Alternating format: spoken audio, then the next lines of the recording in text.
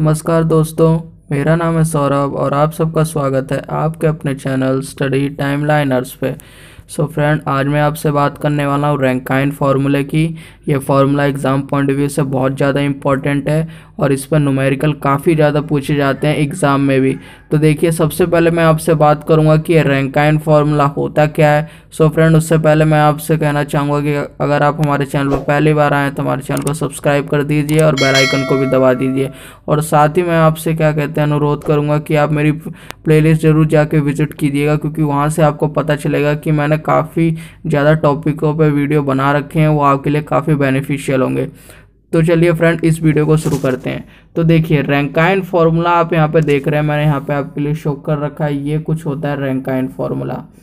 तो देखिए, Rankine formula ये कॉलम में यूज़ किया जाता है। कॉलम में लगे हुए लोड को क्या कहते हैं उसको नापने के लिए या उसको निकालने के लिए। इससे पहले मैं आपको बताऊं तो यूलर फार्मूला जो बहुत इंपॉर्टेंट होता है, उस पर मैंने वीडियो बना रखा है, उसका लिंक मैंने डिस्क्रिप्शन में दे दिया, आप जरूर जाके देखिएगा। तो देखिए, रैंकाइन फार्मूला क्या होता है, वो कुछ इस तरह से डिनोट किया जाता है इसे। यहाँ पे देखिए, मैंने सारी चीज़ों की आपके लिए मतलब समझा रखा है कि किस चीज़ की क्या मीनिंग होती है। और मैं आपको बता दूं, इस वीडियो में मैं आगे आपको एक न्यूमेरिकल भी करके दिखाऊंगा कि इस फॉर्मूले को कैसे यूज़ किया जाता है, जिससे आपको एक प्रैक्टिकल नॉलेज भी मिल जाएगी। तो देखिए, सबसे पहले ये जो आपको साइन दिख रहा है इस रैंकाइन फार्मूले में, इसको यील्ड स्ट्रेस के नाम से डिनोट किया जाता है। मतलब जो भी यील्ड स्ट्रेस है उसको इस साइन से डिनोट किया जाता है। इसके बाद आपको ए दिख रहा होगा यहाँ इस रैंकाइन फार्मूले में। इस ए का मतलब होता है एरिया, जो एरिया ऑफ अ कॉलम होगा। इसके बाद जो आपको रैंकाइन फार्मूला एल दिख रहा है उसका मतलब होता है लेंथ है। और जो के है, जो सबसे ज़्यादा इंपॉर्टेंट टर्म है रैंकाइन फार्मूले का, जिसे हम क्या कहते हैं अंडर रूट आई अपॉन ए भी कहा जाता है, इसको आपको निकालना है। और इसको निकालने के लिए आपको आई, मतलब ये आई का यहाँ पे मतलब मैं आपको बता दूँ, ये मोमेंट ऑफ इनर्शिया होता है, जो मिनिमम मोमेंट ऑफ इनर्शिया होता है हम उसे लेते हैं और उसको ए से डिवाइड करके उसका अंडर रूट करते हैं, तो यहाँ से के की वैल्यू हमें मिलती है। इसके बाद ए जो है, ये ए का भी बहुत ज़्यादा इंपॉर्टेंट टर्म होता है इस रैंकाइन फार्मूले में, इसे कॉन्स्टेंट वैल्यू कहा जाता है। तो देखिए, इस ए के बारे में मैं आपसे बात करूंगा कि इस ए की हर मटेरियल के लिए अलग वैल्यू होती है और अलग अलग वेरी करता है। तो देखिए, आपको एक क्या कहते हैं एक टेबल दिख रही होगी, यहाँ से आप समझने की कोशिश करिए इस ए की वैल्यू को। तो देखिए, यहाँ पे जो माइल्ड स्टील है उसके लिए जो ए की वैल्यू होगी 1 अपॉन में 7500 होगी। कास्ट आयरन के लिए यही वैल्यू 1 अपॉन में 1600 होगी। और क्या कहते हैं रोट आयरन के लिए ये 1 अपॉन में 9000 होगी। और स्ट्रॉन्ग टिम्बर के लिए ये 1 अपॉन में 750 होगी। आपको ऐसे याद रखना है कि अगर ये तो क्वेश्चन में गिवन रहता है, अगर क्वेश्चन में नहीं गिवन है तो आपको क्या कहते हैं ये वैल्यूज याद होनी चाहिए कि माइल्ड स्टील के लिए ए की वैल्यू क्या होती है, मतलब कांस्टेंट की वैल्यू क्या है, कास्ट आयरन के लिए क्या है, और रोट आयरन और स्ट्रॉन्ग टिम्बर के लिए क्या है। तो देखिए, मैंने आपसे बात किया रैंकाइन फार्मूले में यूज़ होने वाले टर्म की और उनकी क्या मीनिंग होती है। और उसके बाद जो सबसे इंपॉर्टेंट टर्म है ए, जो कांस्टेंट वैल्यू है, इसकी वैल्यू हर मटेरियल के लिए किस प्रकार से वैरी करती है। तो आपने अभी तो रैंकाइन फार्मूले को देख लिया और उसके टर्म्स को समझ लिया। अब मैं आपको एक न्यूमेरिकल करके दिखाता हूँ ताकि आपसे प्रैक्टिकल नॉलेज भी मिल जाए और आप समझ जाएं कि रैंकाइन फार्मूले को एक्चुअल में क्वेश्चन में कैसे यूज़ किया जाता है। तो देखिए, ये कुछ इस तरह से क्वेश्चन है। यहाँ पे आपको सबसे पहले क्वेश्चन को पढ़ना होगा। तो देखिए, यहाँ पे कह रखा है 1.5 मीटर का कोई लॉन्ग कॉलम है जो सर्कुलर क्रॉस सेक्शन है, मतलब आपको याद रखना है जो उसका क्रॉस सेक्शन है सर्कुलर होगा। वहाँ पे उसका डायमीटर 50 mm दे रखा है यहाँ पे। उसके बाद कह रखा है कि उसकी डायरेक्शन है और जो उसकी पोजीशन है वो क्या कहते हैं अदर इज़ फ्री, मतलब एक जो उसका पोर्शन है वो एक तरह से फिक्स है, दूसरा फ्री है। तो आपको इससे पहले वाले मेरी वीडियो में जरूर जाके देखना चाहिए, जिसमें मैंने आपको बता रखा है कि अगर कोई एक एंड फ्री होगा और दूसरा फिक्स्ड होगा तो कौन सी कंडीशन लगाई जाएगी और एल की वैल्यू कैसे वेरी करेगी।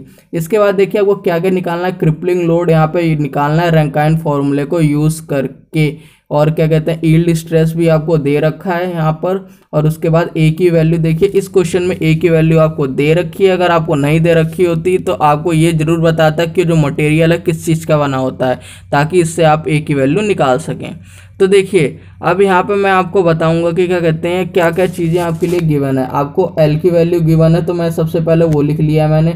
उसके बाद मैंने क्या कहते हैं एंड कंडीशन का यूज़ किया है, जो यहाँ पे दे रखा है कि एक एंड उसका फिक्स्ड है और दूसरा फ्री है। तो जब ऐसा कभी भी कंडीशन होती है तो हमें पता होता है जो मतलब एल की वैल्यू होती है उसे हम 2 से मल्टीप्लाई कर देते हैं, तो वही हो गया है। यहाँ पे मैंने आपको करके दिखा दिया है।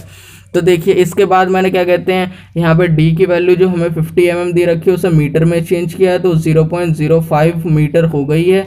इसके बाद हमें क्या कहते हैं यील्ड स्ट्रेस दे रखा है तो मैंने उसको भी यहाँ पे डिनोट किया है। वो वहाँ पे मैंने एम को हटाने के लिए जो यहाँ पर एम है, जो ये मेगा है, ये मेगा जो एम है, इसको हटाने के लिए मैंने 10⁶ से मल्टीप्लाई करा दिया है। उसके बाद जो ए की वैल्यू मैंने बिल्कुल ऐसे ही रख दी है। तो देखिए ये सारा गिवन डाटा है, आपको पहले क्वेश्चन को इसी तरह से आंसर में अपने उतारना है ताकि इससे आप एक कहते हैं अच्छे पैटर्न में लिख सको और एग्जामिनर आपको पूरे मार्क्स दे सके। इसके बाद देखिए अब आपको क्या कहते हैं सबसे पहले ए की वैल्यू निकालनी है। तो ऊपर मैंने आपको बताया था ये क्रॉस सर्कुलर क्रॉस सेक्शनल है, मतलब यहाँ पर π/4d² आप निकाल सकते हैं इससे इसकी वैल्यू को। तो आप π/d² निकालोगे, आपको क्या कहते हैं डी की वैल्यू तो दे ही रखी है, तो यहाँ से आपका आंसर कुछ इस तरह से आ जाएगा ए की वैल्यू।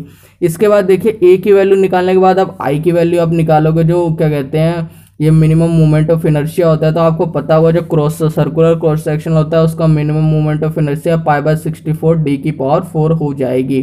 तो यहाँ पे अगर ये फॉर्मूला आप लगाओगे तो यहाँ से आप मिनिमम मोमेंट ऑफ इनर्शिया भी आसानी से निकाल लोगे। इसके बाद देखिए जो सबसे इंपॉर्टेंट टर्म आता है वो के निकालने के लिए। तो देखिए यहाँ पे आपको अंडर के की वैल्यू होती है √i/a, तो ये वैल्यू होती है। लेकिन आप इस जो रैंकाइन फॉर्मूला है उसको आप अगर ध्यान से देखोगे तो हमें के की वैल्यू नहीं चाहिए, हमें चाहिए के² की वैल्यू, क्योंकि आप यहाँ पे देख रहे हो यहाँ पे इसका स्क्वायर हो रखा है, तो हमें के² की वैल्यू चाहिए। इसलिए हम यहाँ पे के की वैल्यू नहीं निकालेंगे, उसकी जगह हम के² की वैल्यू को निकालेंगे जो यहाँ पर दे रखा है आपको के² की वैल्यू। तो देखिए हम यहाँ पे क्या कहते हैं इसको जब के² करेंगे तो अंडर रूट हट जाएगा, तो आज सिंपल i/a, मतलब i और a को डिवाइड कर देंगे जो हमने ऊपर निकाला है, तो के² की वैल्यू कुछ इस तरह से आ जाएगी। तो अभी आपने सारी वैल्यू निकाल ली, आपके पास सारी वैल्यूज आ चुकी हैं, आपके पास यील्ड स्ट्रेस भी है, आपके पास एरिया भी है, आपके पास ए की वैल्यू जो स्मॉल ए है कांस्टेंट उसकी वैल्यू दे रखी है, आपके पास एल की वैल्यू और आपने के² की वैल्यू को भी निकाल लिया है। तो सिंपल आप अब इस फॉर्मूले में सबको पुट कर दोगे जो मैंने यहाँ पे कर रखा है। आप ये देखिए 560, उसके बाद 10⁶ जो m को हटाने के लिए हमने लगाया था, और ये एरिया दे रखा है यहाँ पे 1/1600 है, और ये 3 का हम स्क्वायर करेंगे क्योंकि l का स्क्वायर होगा, और ये क्या कहते हैं के² की वैल्यू है।